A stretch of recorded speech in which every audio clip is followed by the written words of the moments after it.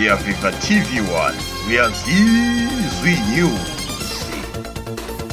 Ngikubingelele mlaleli endabeni zeSiyafica TV1 izindaba usifundela usabelo Celekhulu. Usekude ukuphela umdonsiswano kwezemfundo nabaphakela izikoleni.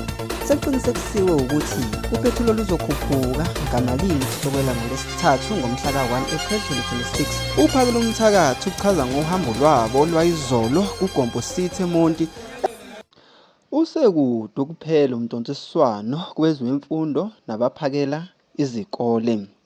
Kusanda kwehlela phakathi komnyango wezemfundo KwaZulu-Natal nenhlangano ephakela izikole esifundazweni National School Nutrition Program Service Providers kulandela kukhishwa ohlwini lwecala abelifakile ile nhlangano malana nokumiswa uhlelo lokuphakela izikole.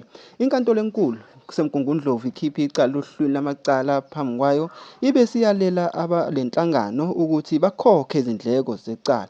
Umnyango usamukelise lesi simo ngoba uthi uzoqhubeka nohlelo ngaphandle kokuphazamiseka. Ngalunye uhlangothi usihlalo wenhlangano uMnumzane Lindani Matiwane uthe basiphikisana lesi sinqumo senkantolo. Na kanjani sizophikisa isinqumo senkantolo ngoba asihambisani naso, esho kanje. Umphathisi womnyango uMnumzane Sipho Hlomuka uthe bazobe belungisa ezinye zezinto ezithinta lolu hlelo. Wathi uhlelo luyaqhubeka futhi bazimisela ukuthi lungaphazamiseki. Sisemkhankasweni wokulungisa nokuqinisekisa ezinye zezinto kubalwa ekuqinisekiseni ukuthi abenza lo msebenzi bakhokhelwa ngesikhathi. Asifuni kube khona umfundo ozolamba nsuku zonke, esho kanje. Uthe bazimisele ukulandela yonke imigomo ethinta uhlelo. Wathi lusiza ukwesekeni izinhlelo zokufunda nokufundisa. Inhlangano yabaphakela nabaphekela izikole yaya enkantolo yokukhala ngokungahambi kahle kohlelo ngesikhathi kuqoka usonkontileka abasha abazophakela abafundi eminyakeni emithathu ezayo. Lolu hlelo luqala eminyakeni kanti abasha kumele baqale ngolwesithathu. Kwenzeka lokhu nje ngisho ezikoleni kunohlelo lokuqoka abazophekela abafundi kule minyaka emithathu ezayo. Le nhlangano ike yakhala ngokuphulwa kwemigomo njengoba umnyango ujahe ukunqamula inkontileka zabaphekayo ekubeni lungakaphothuli uhlelo luthinta izikhalazo. Iseke yakhala futhi ngokuphuza ukukhokhelwa kwesikhathi sonkontileka abenza lo msebenzi. Bafuna abasebenzi bavunyelwe ukusebenzela emakhaya kunyuka uphethroli. Ukunyuka mawala kwapetrol kwenze inyunyana yabasebenzi bakahulumeni Public Servant Union PSA ngamafuphi yahlaba ikhwelo lokuthi ukunyusa uhlelo noma kubuyiswa uhlelo oluvumela abasebenzi ukuthi basebenzele emakhaya ngenxa yokwesabela ukuthi imiholo yabasebenzi izophelela ezindlekweni zokugibela. iPSA ithe kuyimanje abasebenzi basebenzisa 40% wemiholo yabo ukugibela. Yexwayise ngokuthi ukunyuka kwapetrol kusasa kungenza ukuthi abasebenzi bagcine sebesebenzisa imali engaphezulu ka50% wemiholo ezindlekweni zokugibela. iPSA ithe kulindeleke ukuthi ke imali ukugibela inyuke kulamasonto azayo ngenxa yokunyuka kukapetrol.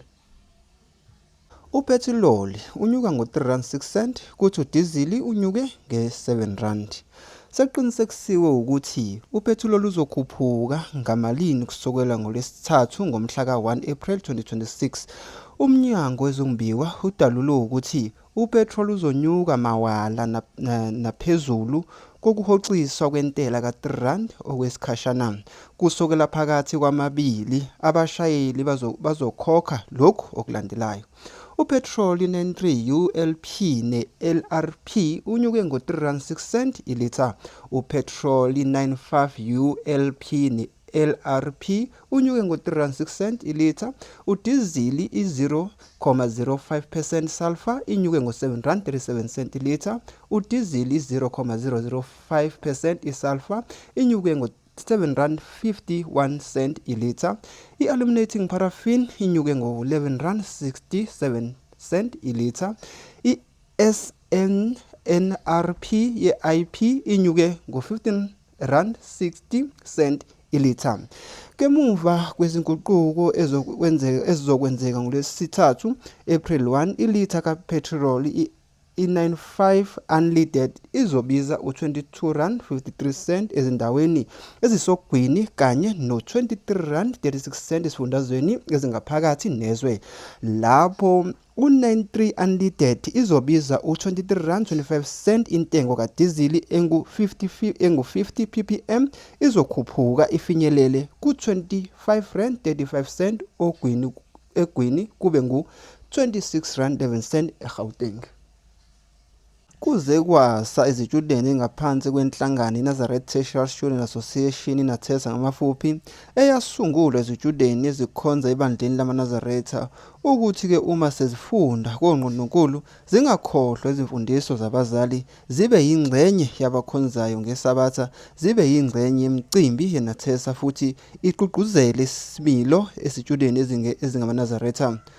Uphakelo Mthakathi uchaza ngohambo lwabo lwayizolo kuGompo City eMonti emva kokuthi kubekwe inkosi yamaNigeria babesebethatha izinyathelo zokuyobhikisha bephikisana nokubeka kwenkosi yamaNigeria.